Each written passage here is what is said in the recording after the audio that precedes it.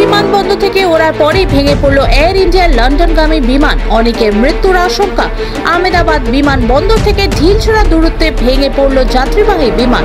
এমনই video social মিডিয়ায় viral হয়েছে। বিমানটি ভেঙে পড়ার পরেই আকাশে কালো ধোঁয়ায় ছেয়ে গেছে।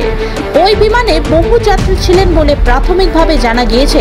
লোকালয় ভেঙে পড়ায় বহু প্রাণহানির আশঙ্কা করা হয়েছে। অনুমান করা যাচ্ছে 200 জন যাত্রী নিহত হয়েছেন।